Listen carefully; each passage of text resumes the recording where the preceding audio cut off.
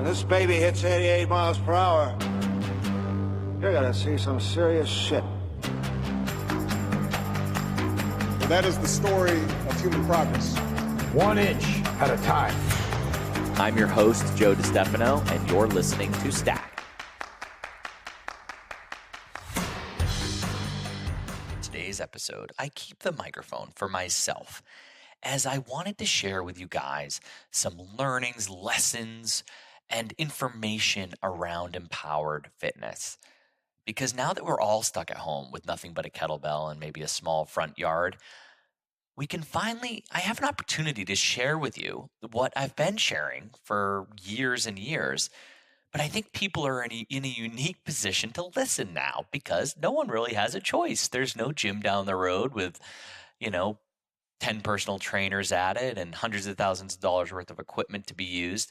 We're at our home and we need to get in touch and get fit. And I really, truly believe that we can all come out of this quarantine fitter than we came into it, and for the long haul, because I think kettlebells really do offer a unique solution for people to not only become fit, but become healthier and more well. And I think over the last bunch of decades, we became confused and enchanted by this pursuit of elite fitness that for many of us didn't lead to health, happiness, and wellness.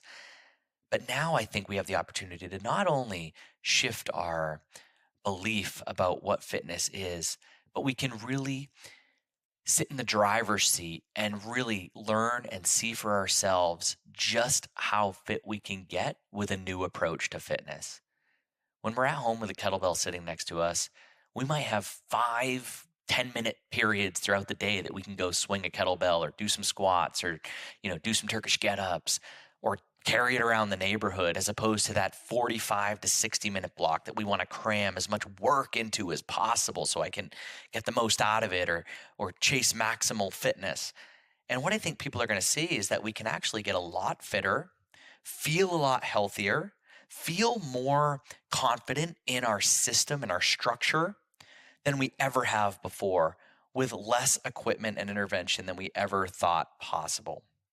So I really hope you guys enjoy today's show. Today's show is brought to you by my company, Runga. And why today's show is sponsored by Runga is because empowered and sustainable fitness and wellness is really at the core of what Runga is all about. And I'd love you guys to head on over to rungalife.com/shop. And what you're going to see there are 3 products. The first is our mobility ball set. Now, just like a kettlebell, mobility doesn't have to be complicated. And the way the body works, as you guys are going to learn on this show, is that it is truly one piece. And what these mobility balls are designed to do is unlock that one piece, that single unit from the ground up or the top down, because the whole body listens to the feet and the head for information. And it's my belief and our belief at Runga that a lot of the mobility problems that we face, whether it's the hips or the shoulders or the back, this is the result of signals from the top and the bottom that are being pushed into a system that can't really absorb or do anything with them. And what I mean by that is that when we're sitting all day or we're not breathing properly and a signal comes in from below and maybe we have a high-heeled shoe on or maybe we crunch our neck because we're staring at our computer all day, the system is just not wired for success. But when you understand that and you understand what linchpins exist in the eyes, the neck, the breath, and the feet, and you understand the importance of movement and resynchronization of the breath and the movement and the eyes and the feet, then all of a sudden you can unlock all sorts of incredible potential inside your body, and you don't need to spend 40 minutes in pain, unlocking, foam rolling, and doing all sorts of crazy things to try to get flexible. The mobility balls are just the success that we've seen in people in a week, a weekend, or carried out into their everyday life is just incredible. And just like the kettlebell information that I'm going to share with you today, you can get healthier and fitter easier than you ever thought possible. In addition, on rungalife.com/shop, you'll see a grocery tote. This grocery tote can carry over 100 pounds of food or whatever else you want to throw in it. It is the perfect companion for the farmer's market. You're going to get compliments galore. People love these bags. We partnered up with a company called Apollos that has an amazing mission and create a truly wonderful grocery tote for our friends and tribe at Runga. Check that out. And the last item is a journal. And as you can see, all of these items are going to help contribute to empowered health and wellness and sustainable approaches to all of these things. This journal can be used as a workout planner. You can use it as your gratitude journal or your to-do list. All three of these items are a easy way to align with your objectives and support your own journey of health and wellness. And I'd urge you to head on over to rungalife.com/shop.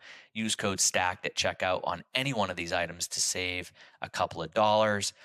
And with this episode and part 2 that'll air next week, hopefully come out of this quarantine healthier, fitter, more aligned, and more clear about what you're doing here than ever before.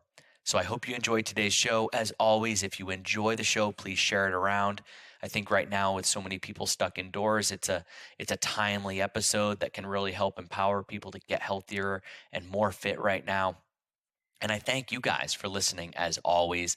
And those shares, reviews, likes, they all matter. So thank you guys so much. So enjoy today's show. And I'll see you guys real soon next week for part 2.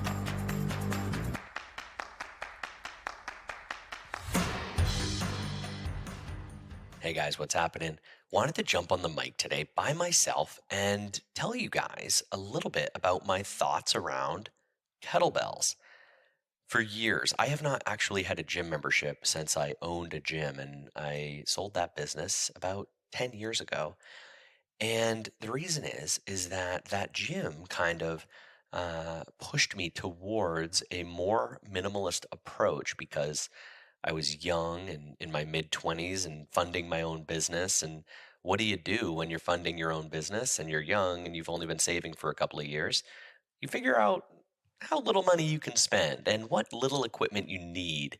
And when I opened that business, the biggest thing I bought was a large squat rack cage contraption for people to do lots of pull-ups. And it also gave us a lot of different places to do barbell exercises and squats. And then I had this large open area that I turfed and bought a whole bunch of kettlebells. And over time, I had the business about 2 years. I basically found myself doing heavy deadlifts with my clients, heavy deadlifts and a whole lot of kettlebells and a lot of dead hangs. And this was around the beginning of Spartan Race and eventually chin-ups. I didn't do a lot of pull-ups, and I definitely never did kipping pull-ups. But once people could dead hang for a while, we turned the hands around, faced the palms towards them, and started doing chin-ups because my approach was basically how fit can I get people in the context of not doing any harm. So this is the Hippocratic Oath, first do no harm. This is the ancient philosophy of medicine. Make sure you don't kill the patient trying to treat them. And I think with the populations I was serving, which were predominantly high school baseball players, throwers, football players, quarterbacks, and everyday Joes that were often the parents of these athletes, I didn't see a need for a lot of barbell snatching and overhand grip and definitely no kipping pull-ups with either of these populations, because when you've got a high school throwing athlete, whether they're a quarterback or a baseball player, putting that shoulder at risk in the gym makes no sense because their sport puts it at such risk on the field. And when you have a parent of one of these kids that maybe they're 45 or 50 years old and they just want to live longer and feel better, I didn't see a need for those exercises with that population either. In fact, even in the early days of that gym, when I was using barbells a little bit more, and we would do things like pressing and things, all of a sudden I realized that when I press a kettlebell, you actually, the range of motion, because of the way you bring it down into the rack, is actually further than you could do with a barbell and safer and more natural. So that barbell is so unforgiving because it's this raw iron rod. Whereas if your left and right shoulders are just, slightly different because you played sports when you were a kid or you're playing sports now, and that right shoulder has a lot more mobility, as an example, because of all the throwing, and the left one's a little stiffer because all you do is catch with it. Those kettlebells allowed for those asymmetries to exist. And I think, not to go on a tangent here, but I think a lot of times amateur trainers or trainers that just get into the industry, they get obsessed with fixing asymmetries. Well, in the world of athletics, asymmetries is what makes an athlete great a lot of the time. So they've actually adapted to the imposed demands of their sport. And if you're a right-handed thrower, then it would be shocking if your left and right arms were equal in terms of their mobility. And in fact, that could actually make you worse at your sport if someone were to say, let's even you out. That being said, and again, to just wrap up this tangent, because it's not the purpose of this episode, in the case of tightness or mobility restrictions in a throwing athlete or anybody with an asymmetry, first you want to go for total motion. So is the combination of internal and external rotation the same? So in other words, do I have 180 degrees of shoulder internal external rotation? That is paramount. That is how you reduce the risk of injury, but it does not necessarily have to be the same amount of external and internal on both sides, if that makes sense. So 180 degrees of total motion relieves their fear of injury, but if you have a lot more external rotation on your throwing arm, which should be expected, and more internal on your non-dominant arm, that should also be expected. As long as it's even, you are at a low risk for injury. Anyway, what I ended up doing over time, and again, this is where I started a few minutes ago, I kind of ended up doing nothing but deadlifts and occasionally front squats with the barbells. And then, of course, the trap bar came in more and more and more as I started to do things like asymmetrical loading. I used to love staggered stance trap bar deadlifts and sometimes asymmetrical loaded trap bar deadlifts. And naturally, kettlebells just consumed more and more and more of my attention because not only did I have more of them, and in the event that it was a group class and I had 2 trap bars and 40 kettlebells, 1 plus 1 is 2, but I actually began to see far better results, faster results, greater athletic performance, lower recovery periods. So in other words, if we did 5x5 heavy barbell front squats, people were just decimated. But when we did, even more density or intensity with kettlebells, they would often be ready to go the next day. So I started to be able to began to suspect that maybe these kettlebells are the stimulus is a little more natural and the body's able to cope with it just a little bit more. And that's kind of the philosophy that began in getting us back to our nature a little bit. When we look at the kettlebell, that's exactly what happens. So I'm going to dive into this more when I get into the swing, but the amount of volume you can tolerate with a kettlebell is far greater than a barbell because the contract relax periods are much more polarized, I guess you could say. So in other words, there's relax and contract, relax, contract, relax, contract, which is extremely athletic. Think of like a tennis player that's waiting for the ball to come their way. They're very relaxed. And guess what? When that ball comes back, it's full contraction, which is extremely athletic and natural. But when we're in the context of a 5x5 barbell back squat, switch from front to back for purpose of the story, we're under incredible tension the entire set. Whether we're going up or down, there's really no relaxation period. And I think that just leads to a lot of muscle soreness, central nervous system fatigue, etc.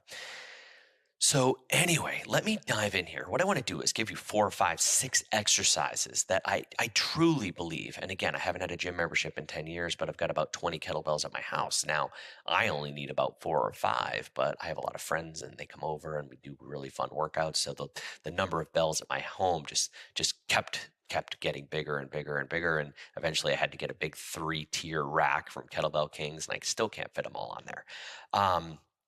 But when we kind of look at this, there's really 4 exercises that most of us need. And then those that qualify or want to seek higher performance or diversify can do a couple of more. And I'm going to dive into those because, again, having not had a gym membership in 10 years, I've had a lot of interesting experiences where I work out in my front yard with my shoes off in the grass in the sun with kettlebells. The heaviest bell I have is 100 pounds. And the most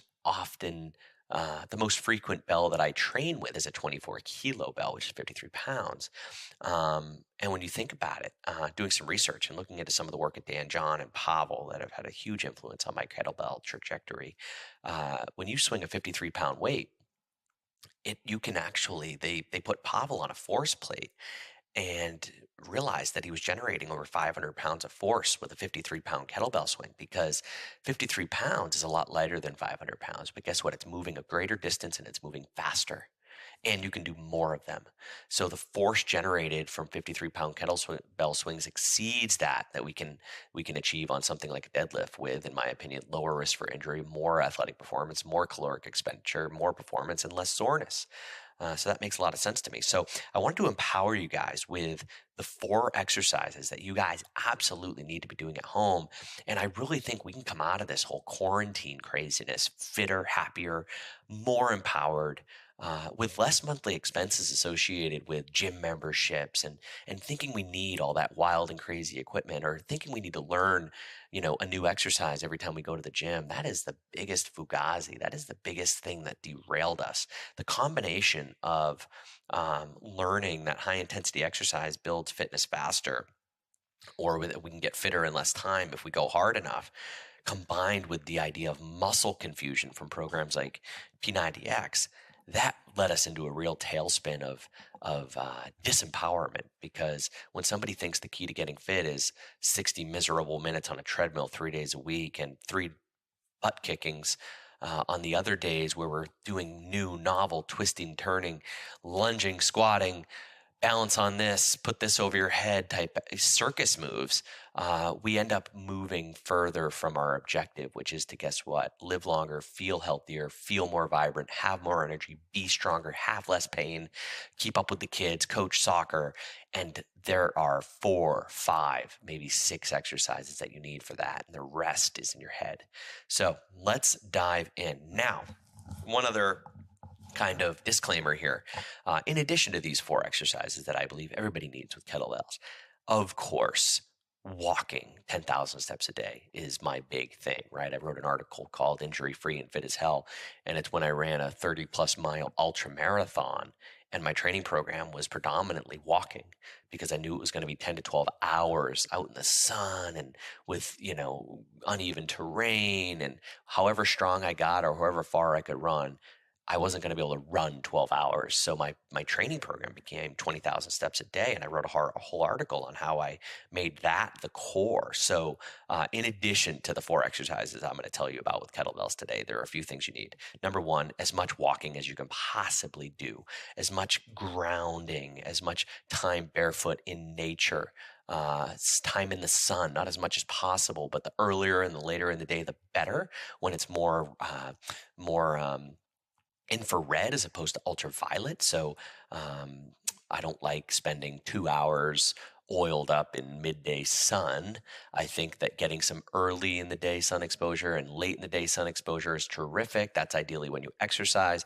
And then midday, don't be afraid of the sun. But of course, in high doses, it's not ideal. But those are the prerequisites: walking, sun, grounding, fresh air. And in terms of exercises, I am a big believer. The other piece of equipment I have in my home is a rack. It's what's called a power tower, and it goes outside. It's on the side of my house. It's a pull-up bar, and more often than not, I dead hang. So chin-ups are cool, like I started the show telling you, but dead hanging, if you want to be strong, live a long time, dead hanging can be great. I love dead hangs where I twist my lower body a little bit to accentuate a stretch. I'll also anchor one of my feet on something like a plyo box while I'm dead hanging, and then use the other one and do almost a leg swing with it. I really love dead hangs. I think they're terrific. And of course, those can graduate into chin-ups. And I love chin-ups that you do like a 5-second dead hang. I think my friend Yancey Culp over at Spartan really made this popular, where you actually do like a 10-second dead hang and then a pull up.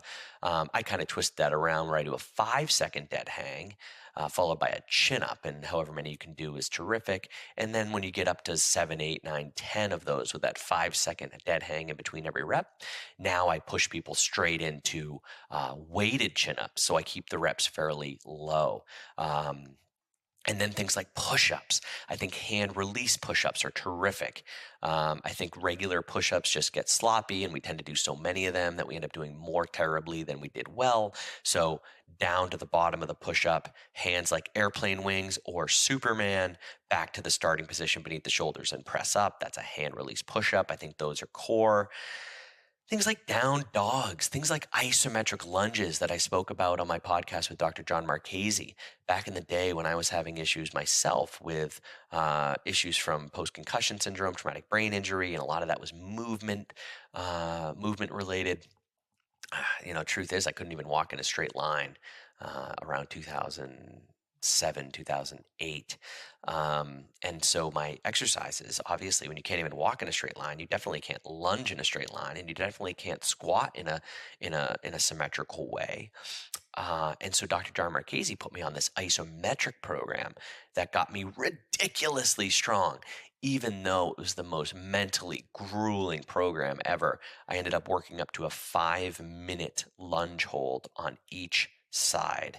And I did that through things like 30-30 programs, where you do 30 seconds of work, 30 seconds of rest, 30 seconds of work, 30 seconds of rest. So you do that for 10 minutes to accumulate your 5 minutes of isometric holding in lunge position. And then you basically reduce the rest from 30 seconds to 20 seconds to 10 seconds, whatever. But isometrics, so holding high plank, I think is amazing, especially if it's a hard style plank. So high plank or low plank. Hard style just means you're actively contracting the quads, the glutes, the abs, the shoulders. You're tightening your lats down like you're trying to crack eggs in your armpits and keeping your shoulders away from your ears. Hard style planks are absolutely terrific. They also help teach you how to do pull-ups and how to do kettlebell work. Because when I talk about that relax, contract nature of kettlebells, hard style planks teach you that full-on contraction followed by full-on relaxation that you're going to need. Now, if you just look at the high push-up hold, you imagine you're in this position, and just for fun, let's make fists with your hands. Now, when you're in this high push-up hold, you're actively squeezing your shoulder blades down with your lats, trying to crack eggs beneath your armpits. You're squeezing your butt cheeks as tight as you possibly can. Maybe you have a friend or family member that can punch you in the butt, punch you in the quads, punch you in the gut. You want to hold everything as tight as you possibly can. Tight, tight, tight, tight, tight, tight, tight. A 30-second plank should be challenging. If your planks are 17 minutes, then you're doing it wrong. And what's really cool, these 30-second programs, which I absolutely love for beginners and people working out at home, you do that. You get into that plank position, 30 seconds, squeeze everything as hard as you can, squeeze. Then 30 seconds of ultimate relaxation, where maybe you do a shakeout or you jump in the air a few times gently like you're jumping rope, and then right back into that hard style plank. That's going to teach you the top of a swing. So make fists, high push-up position. Now look at that position you're in. Push your hands together. You're at the top of a kettlebell swing right now. So when we get into kettlebells in just a second, I want you to think about the top of the kettlebell swing as being this high plank hold. So guess what? When that bell's swinging between your legs, you're more or less relaxed. And then it's tight and relax and tight and relax. So this 30-30 hard style plank drill can be absolutely core. You can do it while you're watching TV or watching the kids, or do it with your kids, who cares? But get those hard style planks in. And then if you want to get strong in your home with absolutely no equipment, isometrics are great. So lunge isometrics, even wall sits. My friend, Dr. John Marchese, who I just mentioned a minute ago, he taught me this drill where you do a wall sit. And while you're in that wall sit, you actually do calf raises. This blasts the posterior chain, and that paired with that plank hold is just really wild and crazy. So in addition to the 4 exercises with kettlebells I'm going to share with you, walking, push-ups, hand release especially, up-down dogs, lunge isometrics, and hard-style planks, and dead hangs if you have something to hang from. And by the way, for $15, you can get a pull-up bar for a doorway on Amazon. So dead hangs are absolutely something that you should incorporate if you can. All of this is kind of predicated on a foundation of those types of like general movements that we can all do with absolutely nothing. But when we want to really extend our life and get strong, here are the exercises that I think we should all be doing when you begin a program. Now, I'm going to pretend that everyone listening is somebody that needs a little bit of work. So if you are a stud, you've been training with bells for years, you're listening to this for fun, that's amazing. You're going to take a lot. But I want to kind of pretend that everyone here has maybe some shoulder pain that's been recurring. Maybe their back hurts off and on. Maybe they've never used kettlebells. Maybe they don't have a lot of confidence in bells. This is the person that this episode is really, really for, because you, that person, can get fit, stay healthy, and live long at home with just a couple of kettlebells. And if you're already fit, that's amazing. You're going to get a ton out of this show too. But most people that are fit, I know, have shoulder pain and whatnot anyway, so it's going to be good for everybody. Now, the first exercise that everybody needs to be doing is a loaded carry. Now, one of the things, if we look at like the world of push-ups and the fitness scene where intensity is everything, and there's 35 people in the park doing a boot camp with one or two coaches, and we're doing, Tabata push-ups or something, and it's push-ups 20 seconds, rest 10 seconds, push-ups 20 seconds. Maybe the first set was good, and the rest of those push-ups were shit. So when we look at the push-up, our shoulders push out, our hands are at different widths, our elbows are getting higher and higher and closer to 90 degrees every rep. Our depth is getting higher and less every rep. So there's this thing with dynamic movements, and why isometrics can be key is because for somebody that doesn't have the muscle endurance or stamina to do a lot of really nice looking push-ups, squats, lunges, swings, whatever the case may be, an isometric allows them to essentially upload quality software. So for somebody that can't do more than 5 push-ups really pretty, they'd be better off doing a 10-second high plank, 1 push-up, 10-second high plank, 1 push-up, for as long as they possibly can do that well, and then just accumulate time in that high push-up position. But don't even worry about the push-ups if they're going to suck. I think Todd Cambio on my show with him, which I can link to in the show notes, talked about there's no sense in taking 100 free throws a day if you're going to miss 90 of them. Let's practice however many we can do and actually get the shot in, which is the end goal. So why carries are the absolute first exercise I'm speaking to is because they are an isometric that also becomes dynamic, and they also teach us the core grip and holding positions of kettlebell training. They also allow us to do asymmetrical loading that allows our body to figure out where homeostasis is.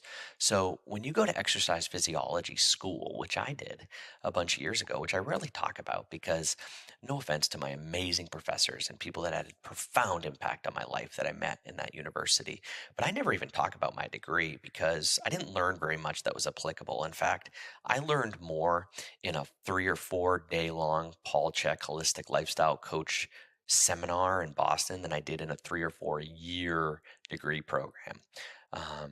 Education, anyways, a lot of times it didn't teach me a lot of useful stuff. But when it comes to carries, one of the things about exercise physiology that you learn on the first day is the SAID principle, specific adaptations to imposed demands.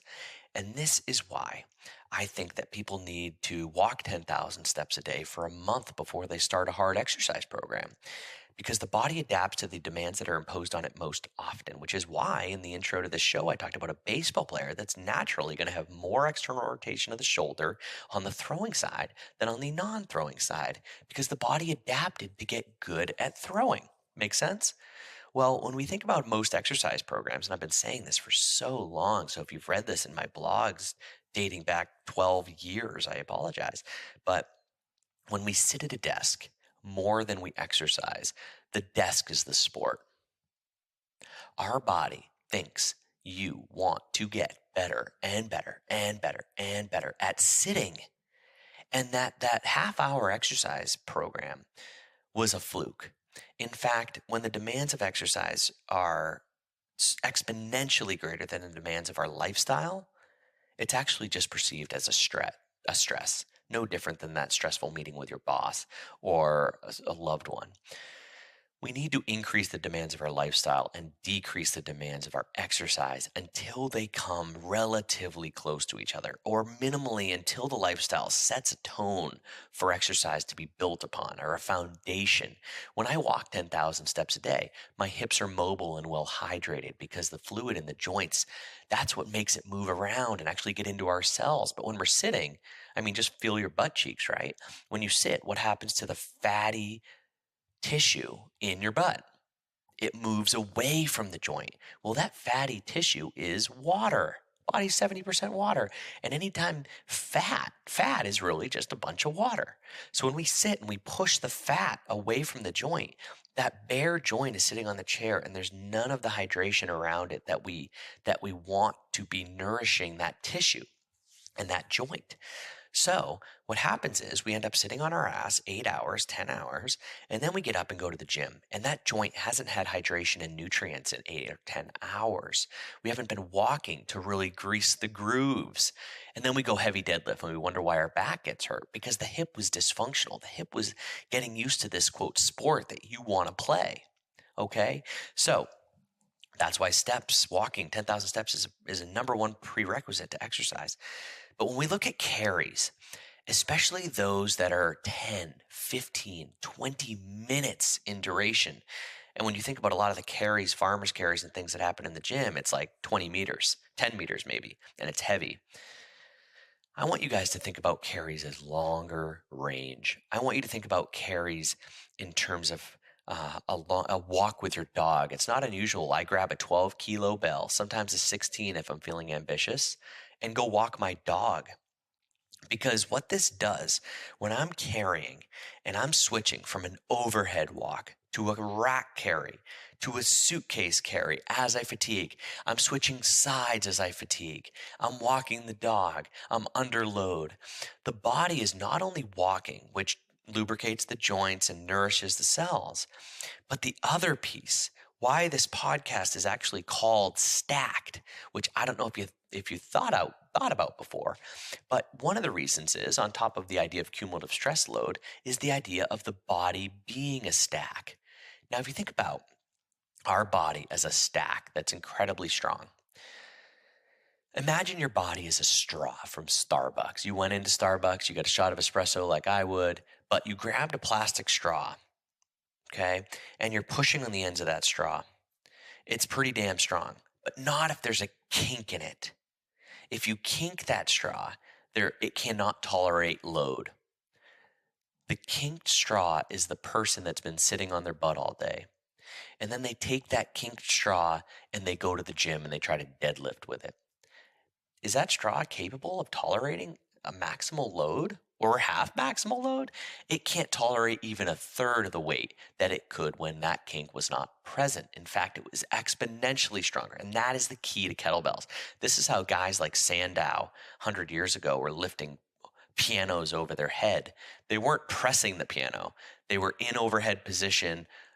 The piano was lowered into place and they could simply hold it because of that stack, because of that straw. So when we're the person that maybe sits too much or doesn't walk enough, and we grab a relatively light kettlebell and we start walking and we start moving and we do a 5-minute carry, maybe we work up to a 10-minute carry and then a 15-minute carry, our body is finding that equilibrium. So that weight allows our body to find that stack.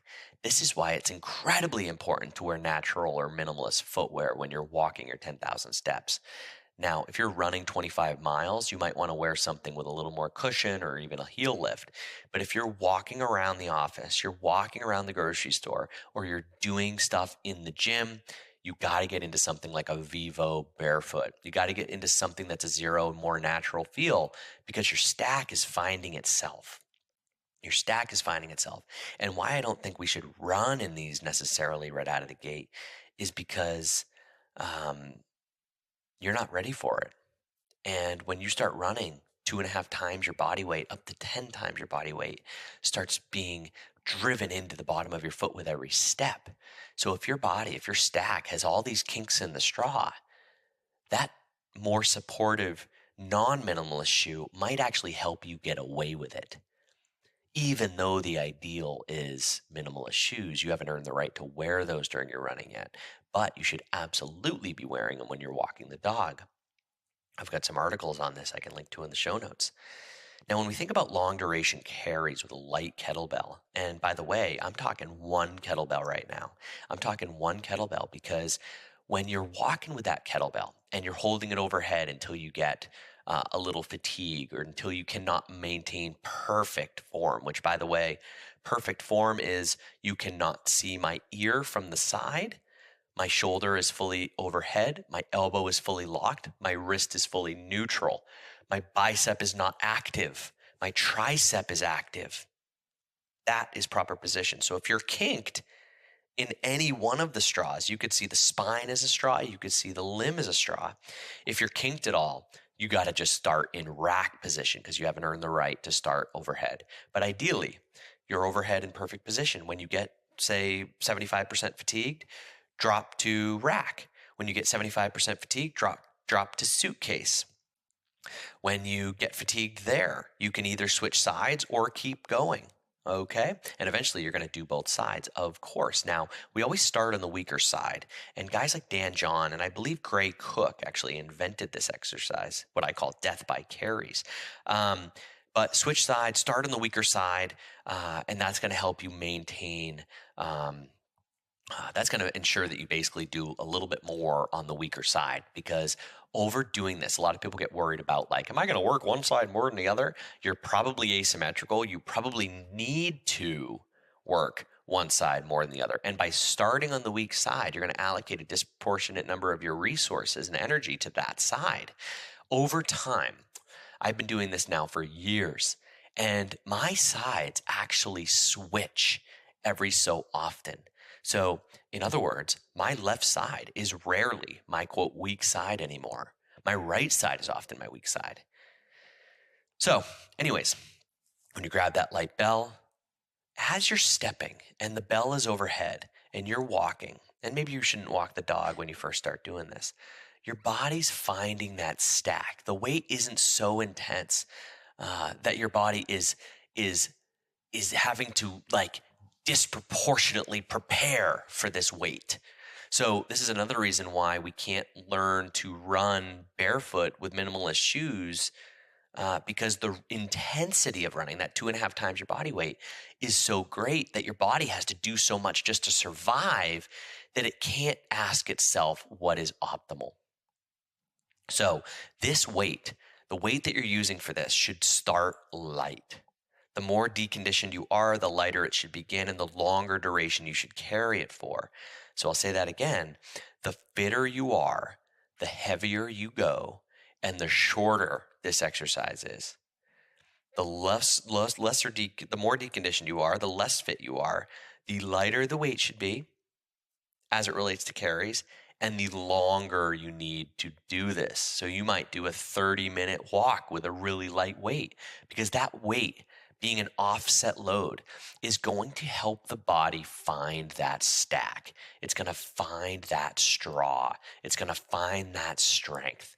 And the body's going to say, holy smokes, look at this, is supposed to be here, and this is supposed to be here, and my ass actually can contract now.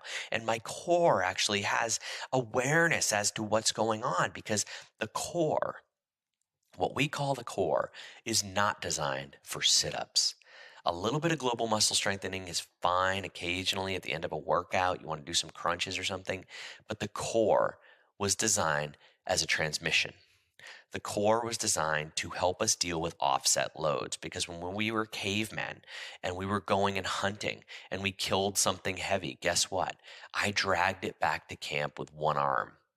And then I switched sides when I got tired. I threw it over my shoulder, and when I got tired, I threw it over the other shoulder.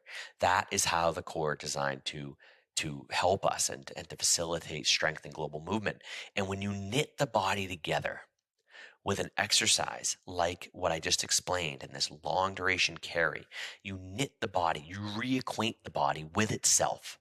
You become outrageously strong in all things. When you get that straw back, when you get that stack back, you can do amazing, amazing things. That carry exercise, what I call death by carries, that might be 10 minutes, 5 minutes, 15 minutes, an hour, however long you want to do it is great. You are acquainting the body with its primal self, and you are essentially doing a plank for however long you carry that little kettlebell around. Your posture will improve. Your core function will improve. Your glute activation will improve. Your shoulder health will improve, because much of our shoulder issues, when I really started to get into carries, you know what it was? When Spartan Race opened our office in Boston, because for the first 3-4 years of this company, there was no office. Everybody was remote, working from home. We opened our first Boston office. It was about 2 miles from my house. And this is where, if you Google my name or on YouTube and type in champion block, I had a 2-mile walk to work every single day. And I covered a cinder block with duct tape. And I began to carry this thing to and from work. 3 to 5 miles per day, depending on what route I took, I was carrying a cinder block, switching shoulders as I got tired. Now, when I first started doing that, you know what was sore? My diaphragm, because I could no longer breathe with anything but my respiratory muscles. Because when you get 38 pounds, I think a cinder block weighs, on one shoulder, you'd be damned to try to shoulder breathe. When most people, when you say take a deep breath, their shoulders lift. That is actually a problem. Now, at the end range of a full breath, your shoulders will lift a little bit, but that should be after the diaphragm and the torso expand. The chest should not rise in this typical breath, or even in the initial second or two of a real deep breath. So when you start carrying like this, you retrain diaphragm, which if you've seen my TED Talk, if you've read my work, you know that I think that most of our, quote, mobility problems are a diaphragm problem. And I've got another solo show that I'm going to do at some point on this topic. But when you look at the stability created by proper breathing, it is impenetrable. And I believe that dysfunctional breathing, breathing that does not expand the torso, creates a need for stability in the hips and extremities, which means that hip flexor tightness, which, by the way, the hip flexor is actually connected to the diaphragm. That hip flexor tightness, that glute restriction, that low back tightness, that shoulder tightness, that upper trap tightness. This is not something that needs to be dug out with a masochistic tool. This is a symptomology of improper breathing. And when you return proper breath to your torso, those will go away. And it's why most mobility problems are emotional problems, because breathing and the nervous system are intimately related. And when you calm the nervous system and you retrain the diaphragm, all of those things go away. And if you, quote, stink at meditation, you can't meditate, you can't do the breathing work, whatever the excuse might be, carries are the hack, because it's going to put you into a position of impossible failure. It's going to put you into a position where you physically can't do the thing you do pathologically. So you're going to see posture improve. You might see nervous system calm down. You might see better HRV scores if you do enough of it. And you're definitely going to be training your core better than you have in a long ass time. Now, ideal is overhead, which I just explained what proper position is a few minutes ago. Rack and suitcase, which is a, quote, farmer's carry on one side. Now, you can do this just as easily with 2 bells. Have at it. There's no wrong way to do a heavy carry or a prolonged carry, as long as you are abiding by the stack rule. Now, a lot of people can't go overhead. They either don't have the mobility, or they have a pre-existing condition, a previous shoulder injury, or something like that. For those people, there's a hack. Number one, you're going to do predominantly rack carries. That rack carry seats the scapula, teaches you how to breathe the exact same way that overhead will, with less pressure on the shoulder.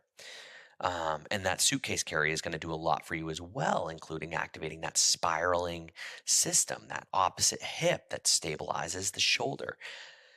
However, a hack for anybody with a shoulder problem prior to going overhead is a lightweight bottoms up carry. So when we do the rack carry, we are in that kettlebell is actually sitting on our chest. Our hand is damn close to the midline of the body.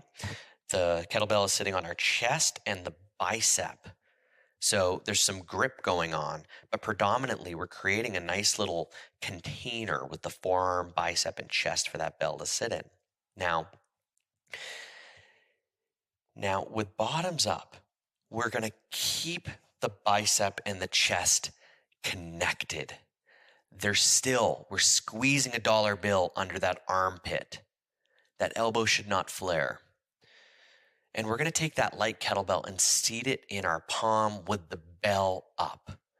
Now, it's going to have to be a lighter bell, but when you start doing carries with a bottoms up position, it activates a lot of sensory in the hand and forearm. In fact, if you do too many bottoms up exercises like presses, get-ups, carries, you will fry your central nervous system.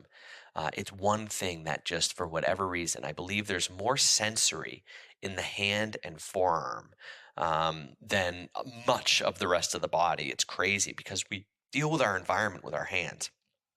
And when something's complicated to hold on to, it really lights up that nervous system. And that means when something's a challenge to hold on to, guess what? The scapula that's supporting whatever it is we're holding on to fires up. And you get a lot more activation that may be dormant with more strength-based exercises. You're going to have to use all the little tiny muscles is what I'm saying. So prior to somebody with shoulder problems or breathing issues, etc., going overhead, we're going to do bottoms up rack. When you fatigue, you're going to go to regular rack, and then you're going to go to a suitcase. Then you're going to switch sides and do the exact same thing. And you're going to cycle that I usually start people with 2 to 5 sets of 5 minutes, and then it becomes a 10-minute, and then eventually it becomes a 12 to 15-minute. That's it. All right, cool. Carries, check. That's where you start. That's where my mom starts. That's where anybody new starts. That's where anybody that's performing well still begins, because again, it knits the body together and gets rid of a lot of crap that's going to affect your form. Now, the next exercise that I think is essential for folks to learn is the get up. Hey guys, sorry to interrupt the show. I wanted to tell you about this awesome new underwear I've been wearing. And I know that sounds crazy, but we live in a crazy world and it's a crazy time. And never before in our history have we been exposed to so much electromagnetic radiation.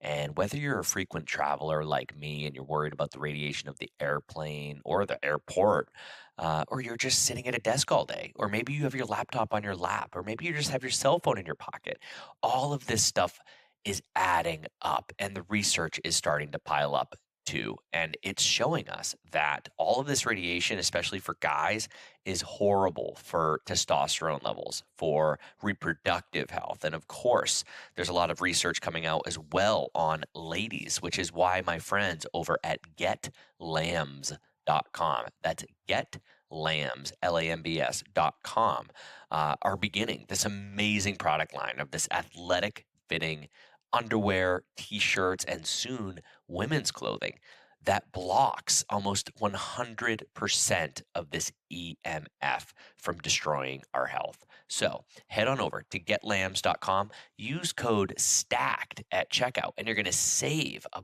bunch of money on this EMF blocking athletic wear.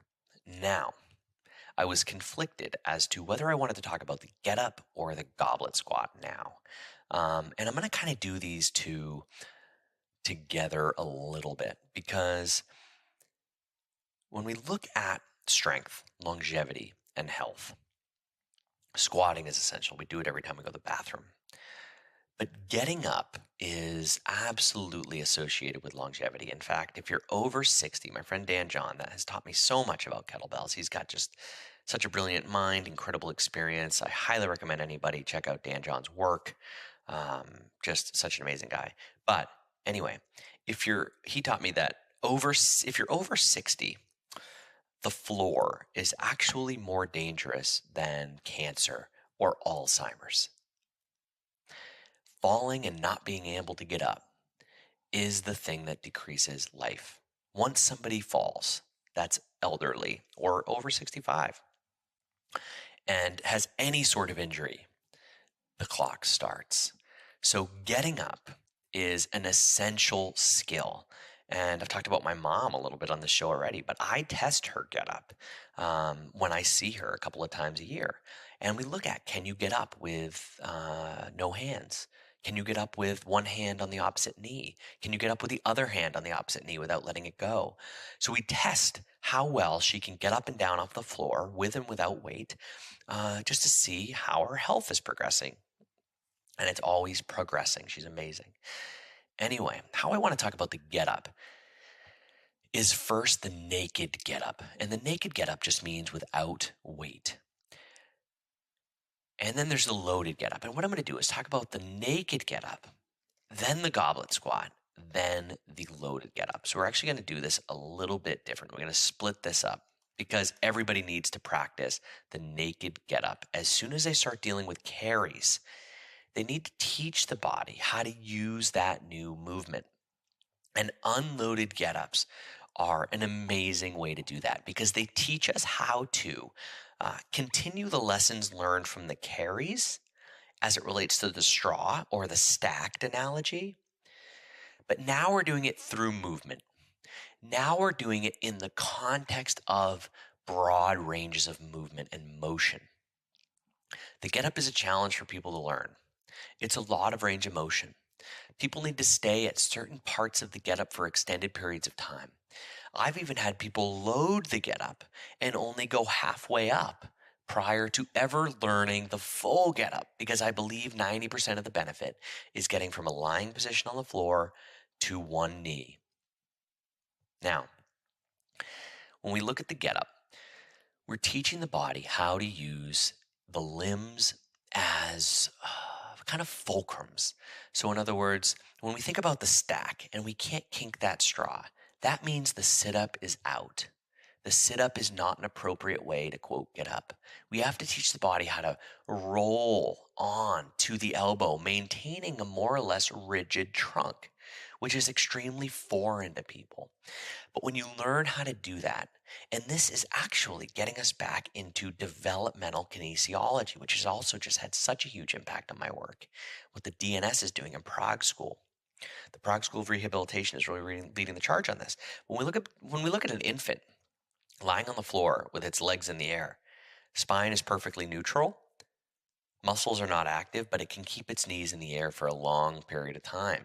And that's because the joints of the hip are seated perfectly in the acetabulums. When the baby starts to roll, it has no muscles yet. It can't do bicep curls. But guess what it can do? Roll onto one side. Guess what it can do? Begin to get up. Guess what it can do? Begin to walk or crawl. And this is all prior to a lot of primal global muscle strengthening occurring. In fact, there's a lot of evidence that the hip flexor muscles don't actually switch on or become a thing, so to speak, until we're upright. So prior to being upright, all that crawling and rolling, babies are using more or less high quality stabilization from the diaphragm and midsection torso and proper arthrokinematics of the joints.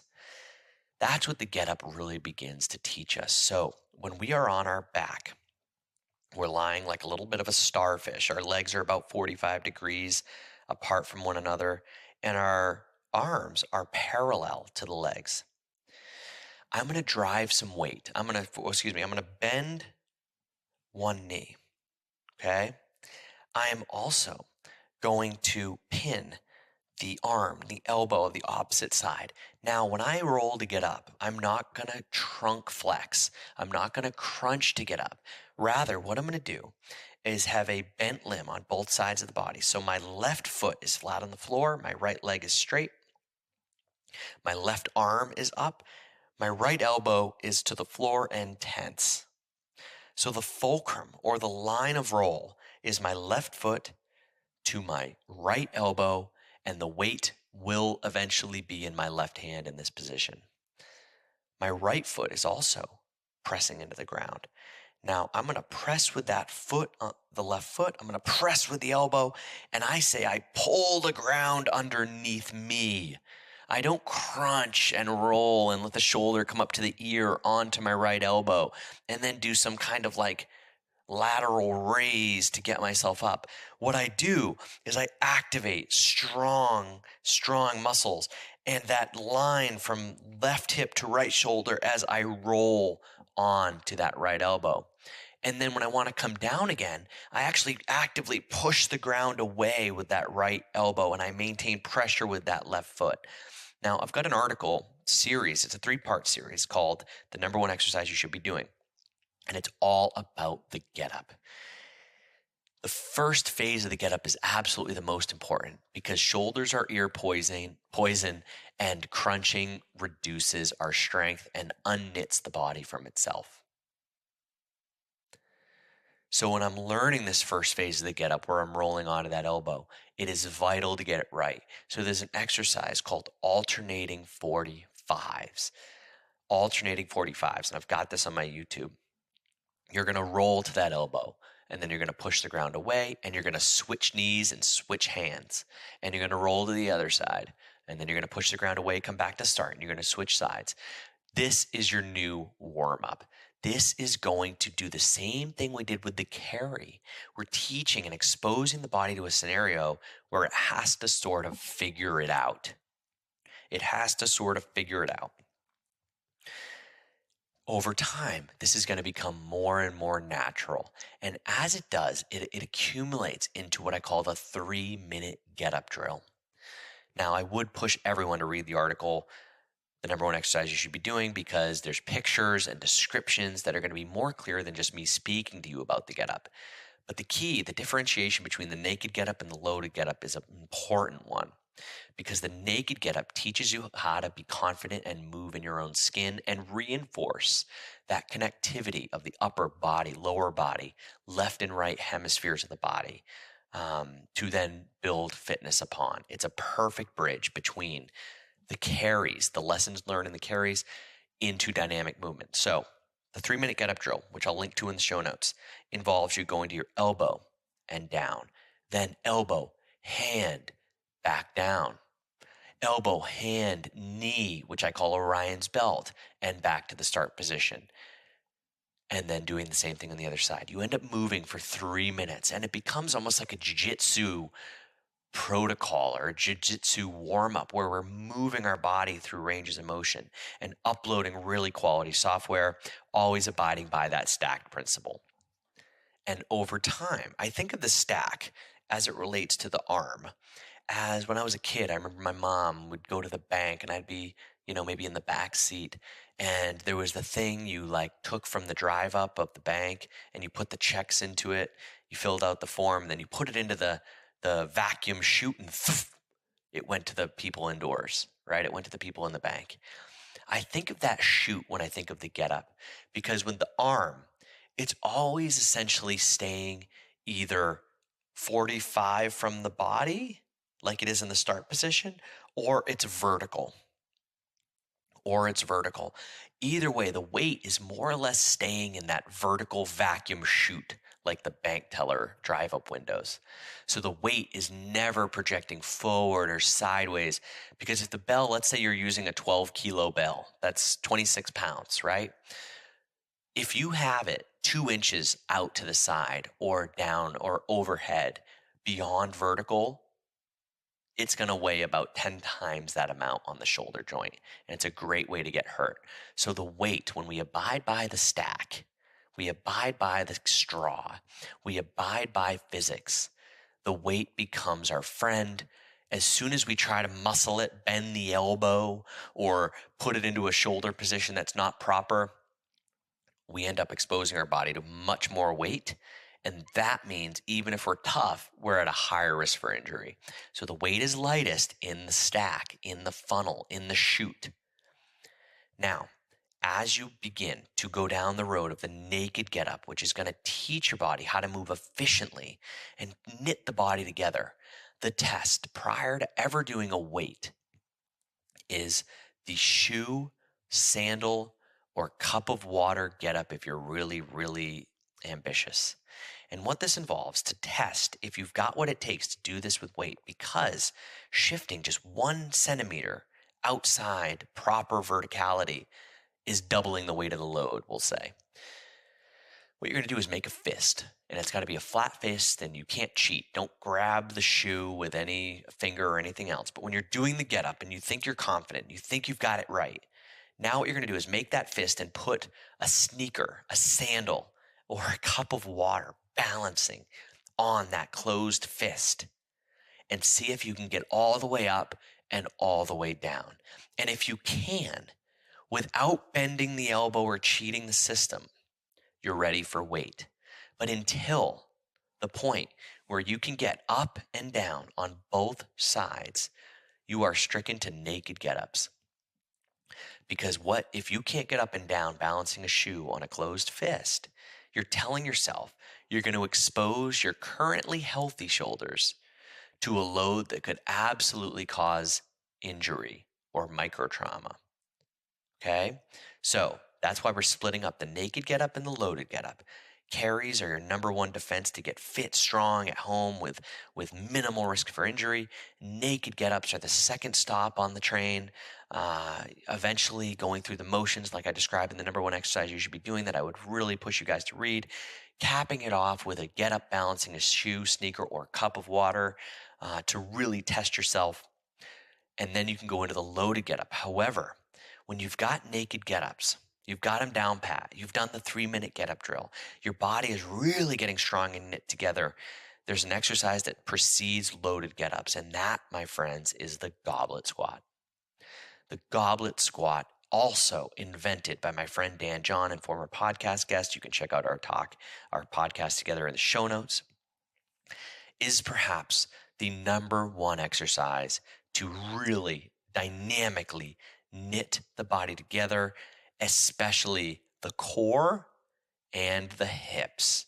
And if you want to live a long time, stay pain-free, 80% of us are going to get back pain at some point in our life. The goblet squat, I believe, could help you not be part of that 80%. It's an incredible maneuver invented by Dan John that involves holding a weight like a goblet, so to speak. More on this in a minute, at your chest and squatting with it. Now, when you squat, the elbows are going to come inside the knees, and then you're going to come out of that deep squat. And what that does is it shifts your center of gravity, and it activates the core in a way far greater than, say, a back squat would, because the weight's in front of you. So that activation of the core through holding the bell in front of you actually allows the hip flexors to relax, okay? And that allows the hips to actively engage. So most of us don't have proper core functioning. We use the hip flexors as our stability, and that's why everyone has tightness problems. But when you goblet squat, you activate those dormant muscles because there's stimuli that's basically saying, yo, we can't cheat the system anymore. This isn't sitting at a desk. This is actually some kind of activity that requires proper movement. And so let's actually use our body how it was designed. And by the way, when we use it how it's designed, we can get deeper into the squat than we can without that artificial stimuli. And when we can get deeper into the squat, we have to get out of it. So our body actually learns how to squat through the application of a precisely loaded weight. So goblet squat. Hold the bell like a goblet when you're first starting.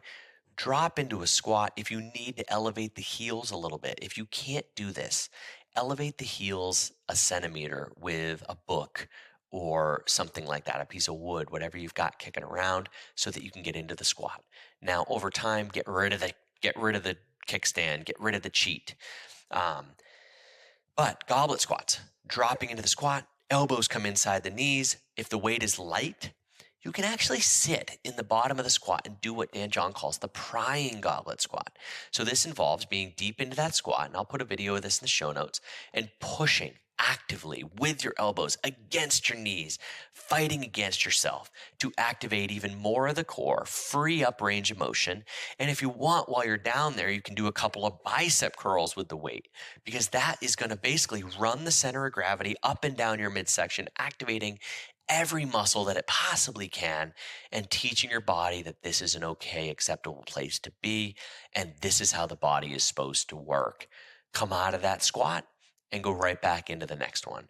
This is an absolutely terrific warm-up, absolutely activates and fires up the body in a way that abides by the stack and the straw analogy and prepares you for greater loads. Now, if everybody listening to this wanted to live a long time and did nothing but a lot of carries, a lot of up and downs with the naked get up or balancing the shoe, and a heck of a lot of these prying goblet squats, my guess is your hips and core and back would stay healthy for as long as you needed them to. But there are more things we can do. But these three things, if you've got a light kettlebell at home and you want to get fit, these are the three things that should really take a lot of your attention. Now, as you do more and more goblet squats, naturally, you're going to want to get it heavier. You're going to want to get it heavier. And when you do that, I really think one of the most important things to appreciate is the benefit of grabbing the weight by the horns, by the handles. This puts your scapulas at a disadvantage. This puts the lever systems and the difficulty of the goblet squat way up. When we hold it like a goblet, upside down most often, we grab it by the ball, it allows us to focus on the depth of the hips. It allows us to focus on having just the right amount of T-spine extension to get deep into that squat. It gives our body a biomechanical advantage. But when we want to get fit, we want to stabilize our core. We want to work our spinal erectors. We want to make sure our shoulders are getting maximally healthy from this exercise. Switch to holding the bell by the horns. It is going to decrease the amount of weight you can handle. It's going to increase the core tension. It's going to increase some of the soreness in some of the back muscles that we desperately need strength and activity in. So a lot of people don't do it by the horns because it's essentially taking the training wheels off. You can cheat the system and go a lot heavier if you hold it by the ball, but by the horns, I just started doing sets of 50 goblet squats with a 20-kilo bell by the horns. And when I'm through, my spine is sore. My spinal erectors, maybe I haven't been using as tactfully as this, are a little bit sore. But you know what? My fitness and core function has gone through the roof since doing these sets of 50 reps. Now, when you're doing the goblet squat, especially if you're doing it with a heavier weight, if I was doing it with a 32 kg, which I do at home a lot, I wouldn't do sets of 50. The real rep range is about 25 goblet squats per day, maybe 100 per week. With a decent weight. But if you're doing this as a mobility exercise and you want to live a long time and strengthen your core, higher rep goblet squats with some of those bicep curls and things like that is an amazing way to go. Prying goblet squats where your elbows are inside your knees and you're pushing and jimmying your way in. And then, of course, by the horns with high reps. Absolutely vital exercise to live a long time. All right, guys. So once you've been doing a heck of a lot of carries, you've been doing a heck of a lot of naked get-ups with a shoe or a sandal balanced, maybe a cup of water if you're awesome, on the closed fist. You've done a heck of a lot of goblet squats by the horns with higher reps or by the ball with some bicep curls and prying at the bottom of the motion.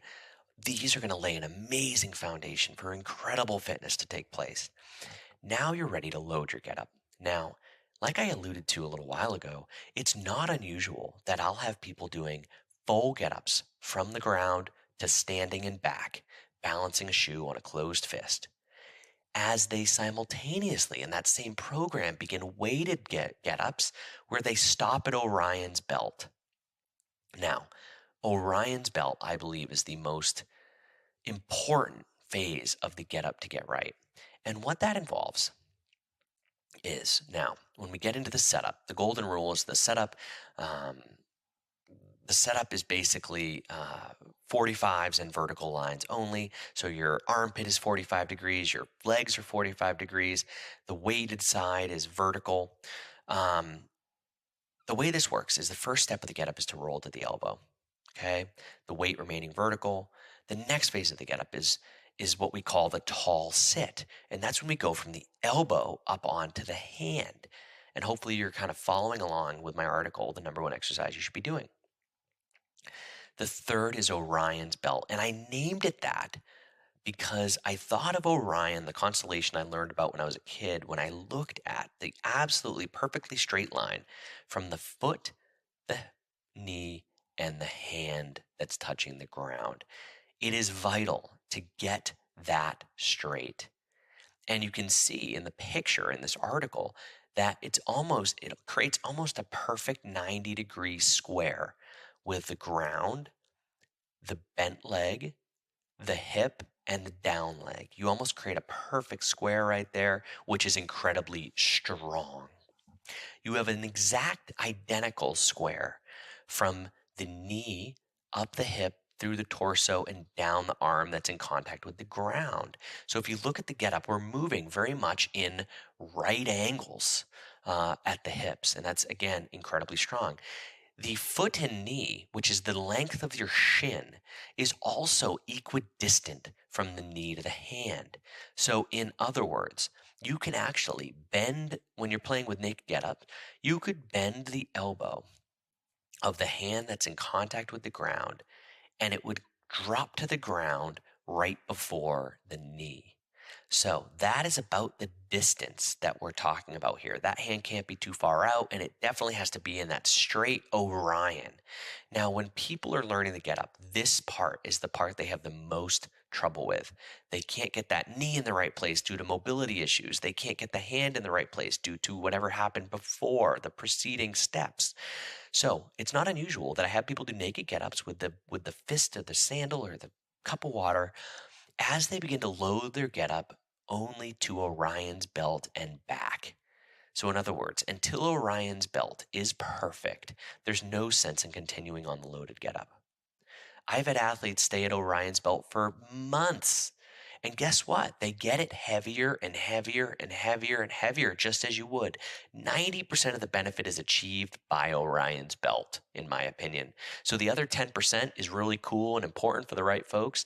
But as you're learning this and incorporating it, don't be ashamed or scared to do loaded get-ups only to Orion and back down for months and months and months or forever. Now, the next step after Orion's belt with the loaded getup is the side bending windshield wiper. And this takes us from this side bending Orion to basically the bottom of a lunge with an arm overhead. Now, the side bending windshield wiper is actually not a perfect way to say it because it's actually not a side bend. I think of like way back when like we were all obsessed with core, like in the early 2000s, and like people would actually like grab a weight and like have it at their side, like a suitcase position, and like waddle their torso back and forth. It's like the most horrific thing we could possibly do for our spine. So we're not side bending. What we're actually doing is hip extending and simultaneously erecting the spine. So the power, the strength of the side bending windshield wiper is actually hip extension and simultaneous spinal straightening and verticalizing, if that's a word, as we swivel the back foot around to get us to this straight lunge position. But if you have a lot of if you feel it like in the love handle area, that is not a proper side bending windshield wiper.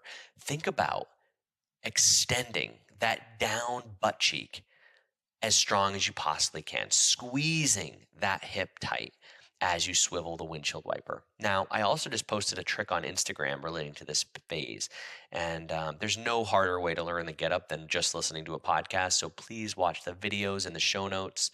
and use this podcast to basically fire you up to go learn this thing because it's a vital exercise. But I just did a video on Instagram that I'll link to in the show notes that alleviates you from the side bending windshield wiper and rather has you move the opposing leg, the down foot, in a way that allows you to take some of the pressure off the leg and hopefully make it a little bit easier for folks that are working out outside. All right, so the get up. The get up is giving us, if we just go back to the benefits of this exercise, we're teaching the body how to observe and respect the stack and that straw analogy. We're building shoulder stability by keeping that arm right over our head.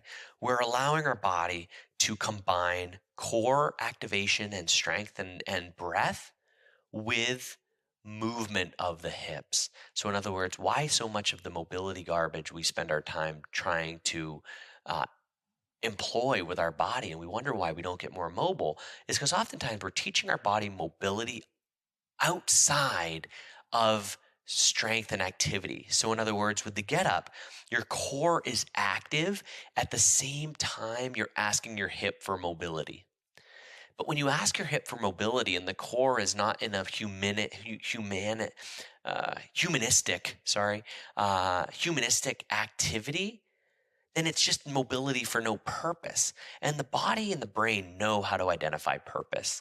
And mobility exercises that are effective demand purpose, and they have simultaneous motion and stability at different parts of the body.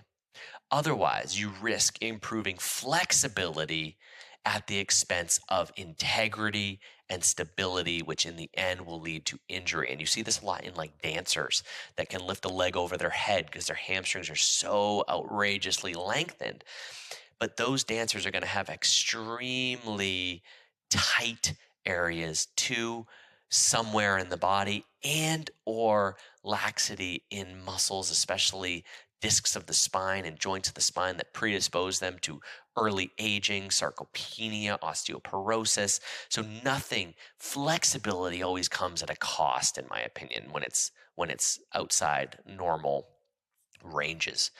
So the get up teaches you so many incredible ways to move, teach your body how to be healthy from the inside out, teaches the body how to integrate the upper body, left, right halves, lower body, all together into one piece and knits the body together. And when you do get-ups, you do goblet squats, and you do carries, you can pile on an outrageous amount of fitness with very little risk of injury. But when you don't build that robust foundation, you build Pisa, not Giza, as I like to say. You build the Leaning Tower of Pisa that does not abide by that straw analogy, that does not abide by the stack, that can look really cool, but ultimately it will not withstand an earthquake. It will not withstand a sport. It will not withstand an impact. It will not withstand, picking up a pencil and throwing your back out. So these 3 exercises are going to build the foundation that we're now going to build upon with more intensity. And the next few exercises I'm going to tell you about are the swing, the press, and the snatch. And these are the higher performance exercises. So tune in to part 2 of this podcast, where we dive into the swing, the press, and the snatch.